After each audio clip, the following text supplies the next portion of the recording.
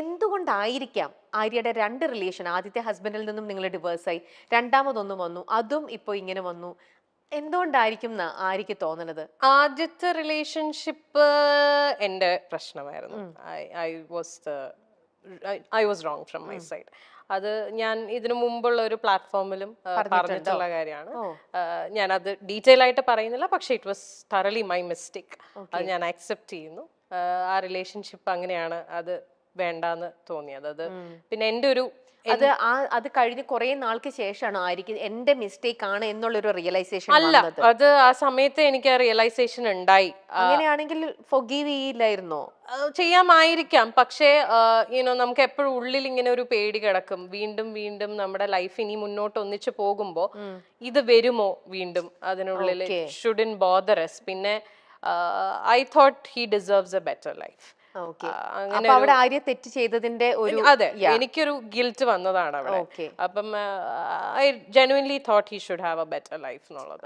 പിന്നെ he found his life partner also. ആളിപ്പം married ആണ്, ഹാപ്പി ആയിട്ട് അവര് ഒന്നിച്ച് വർക്ക് ചെയ്യുന്ന ആൾക്കാരാണ്, ഹാപ്പി ആയിട്ട് പോകുന്നു. So that was meant to be. അങ്ങനെ വിശ്വസിക്കുന്ന ആളാണ് ഞാൻ. ശരിയാണ്, we have a beautiful girl child. അവൾക്ക് ഞങ്ങൾ രണ്ടുപേരും ഉണ്ട്. അവള് ഈ പറയുന്ന പോലെ വളരെ അണ്ടർസ്റ്റാൻഡിങ് ആയിട്ടുള്ള ഒരു കുട്ടിയാണ്. അച്ഛനും അമ്മയും ഞങ്ങൾ രണ്ടുപേരും ഒന്നിച്ച് തന്നെയാണ് അവളെ വളർത്തുന്നതും. അവളുടെ എല്ലാ കാര്യങ്ങളിലും ഞങ്ങളുടെ ഡിസിഷൻസ് എല്ലാം മ്യൂച്വൽ ആണ്. ആൻഡ് ഈക്വലി ആള് വരുമ്പോ, I mean whenever he wants to be with her, she goes to him. അല്ലാത്തപ്പം ഞാൻ ടേക്ക് കെയർ ചെയ്യണു. അങ്ങനെ ഒരു ഡിഫറൻഷിയേറ്റ്, അങ്ങനെ ഒരു പ്രശ്നമേ അവിടെ വരുന്നില്ല. അതാണ് ഫസ്റ്റ് റിലേഷൻഷിപ്പിൽ സംഭവിച്ചത്. സെക്കൻഡ് റിലേഷൻഷിപ്പ് ഈ പറഞ്ഞ പോലെ ചിലപ്പം ആദ്യത്തെ റിലേഷൻഷിപ്പിൽ ഉള്ള എന്താ പറയുക, അതിനുള്ള ശിക്ഷയായിട്ട് എനിക്ക് കിട്ടിയതായിരിക്കാം. സെക്കൻഡ് റിലേഷൻഷിപ്പ് ഈ പറഞ്ഞ പോലെ ഷിബ്ല പറഞ്ഞില്ലേ, ഞാൻ റിലേഷൻഷിപ്സിൽ 150% കൊടുക്കുന്ന ആളാണ്. ഞാൻ ഭയങ്കര ഇൻവെസ്റ്റഡ് ആയിട്ടുള്ള ഒരു റിലേഷൻഷിപ്പ് ആയിരുന്നു എൻ്റെ സെക്കൻഡ് റിലേഷൻഷിപ്പ്. എനിക്ക് അയാളെ genuinely from the bottom of my heart എനിക്ക് ഭയങ്കര ഇഷ്ടമായിരുന്നു. I knew he was not the perfect person and all. ആൾക്ക് ഫ്ലോസ് ഉണ്ടായിരുന്നു, ആൾക്ക് പാസ്റ്റ് ഉണ്ടായിരുന്നു, പക്ഷെ അതെല്ലാം ഓക്കെ ആയിട്ട് അങ്ങനെ തന്നെ അക്സെപ്റ്റ് ചെയ്ത ഒരാളായിരുന്നു ഞാൻ. But I never thought he would do this to me. പിന്നെ അതിന് ഞാൻ കുറ്റം പറയുന്നില്ല. മേ ബി ആൾക്ക് നമുക്ക് ഫസ്റ്റത്തെ ഒരു അടി പോലെ നമുക്ക് അത് കിട്ടി, അങ്ങനെ ഞാൻ വിശ്വസിക്കുന്നു. അങ്ങനെ ആയിക്കോട്ടെ, നമ്മൾ അങ്ങനെ ഒന്ന് ചെയ്തുകൊണ്ട് നമുക്ക് മറ്റുള്ളവരെ ബ്ലെയിം ചെയ്യാനും പറ്റില്ല. ഞാൻ ബ്ലെയിം ചെയ്യുന്നില്ല. എനിക്ക് ആകപ്പാട് ആളുടെ അടുത്ത് ദേഷ്യം തോന്നിയ ഒരു കാര്യം എന്ന് പറഞ്ഞാൽ അക്സെപ്റ്റ് ചെയ്തില്ല.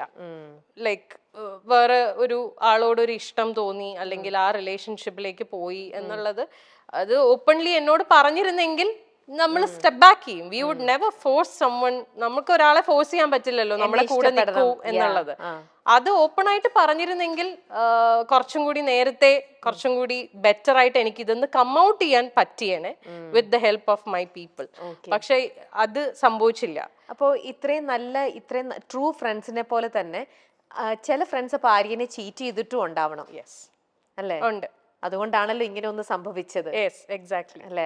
അതും ശരിക്കും ഭയങ്കര പെയിൻഫുൾ ആയിട്ടുള്ള, വെരി പെയിൻഫുൾ. ആരും ഒരിക്കലും എക്സ്പെക്ട് ചെയ്തിട്ടുണ്ടാവില്ല ഈ ഒരു സാധനം ആ ഒരു പർട്ടിക്കുലർ പേഴ്സണിൽ നിന്ന് വരും.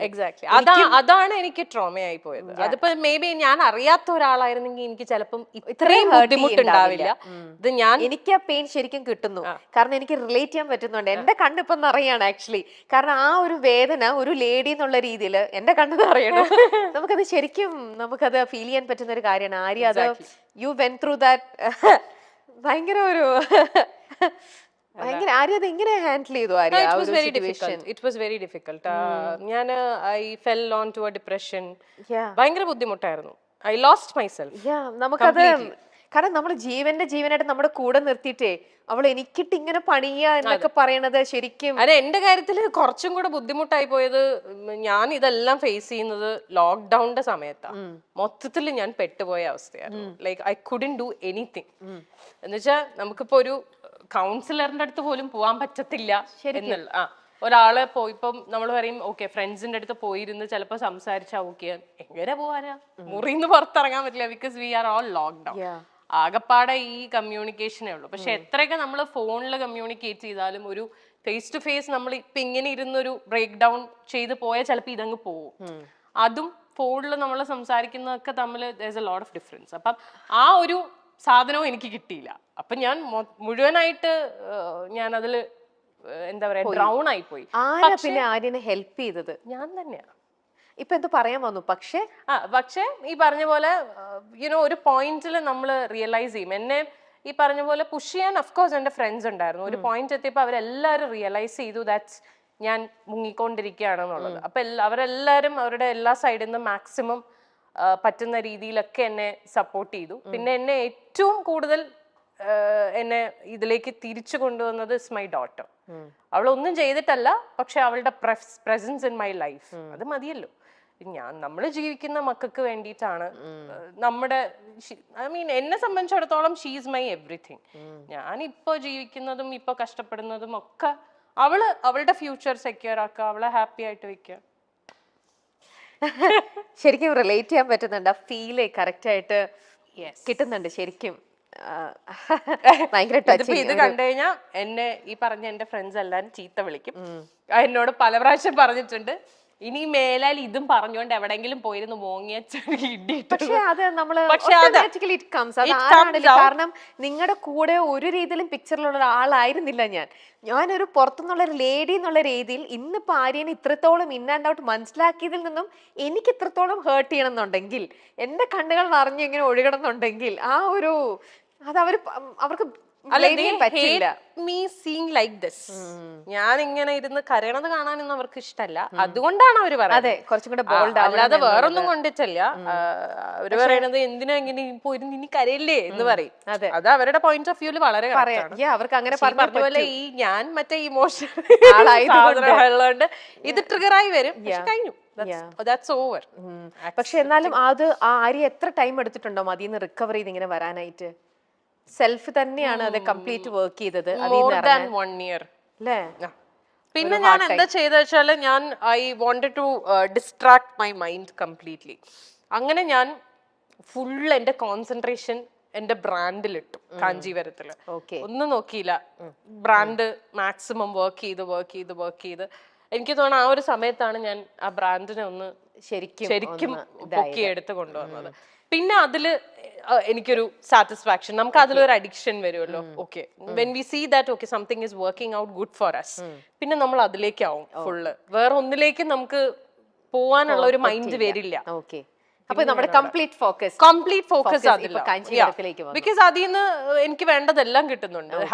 Satisfaction, happiness, peace of mind, everything. വേറെ ഒന്നും നോക്കില്ല. പിന്നെ തിരിഞ്ഞു നോട്ടം അങ്ങോട്ട് തിരിഞ്ഞു നോക്കുക വേണ്ട.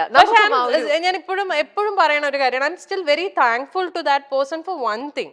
ആളില്ലായിരുന്നെങ്കിൽ ചിലപ്പോൾ കാഞ്ചീപുരം എന്ന് പറയുന്ന ബ്രാൻഡ് ഞാൻ സ്റ്റാർട്ട് ചെയ്യില്ലായിരുന്നു. ആ സമയത്ത് ആൾ എനിക്ക് തന്ന ഒരു ഇമോഷണൽ ആൻഡ് മോറൽ സപ്പോർട്ട് ഉണ്ട്. That is huge. അതിന് ഞാൻ I will be forever grateful. ചിലപ്പോൾ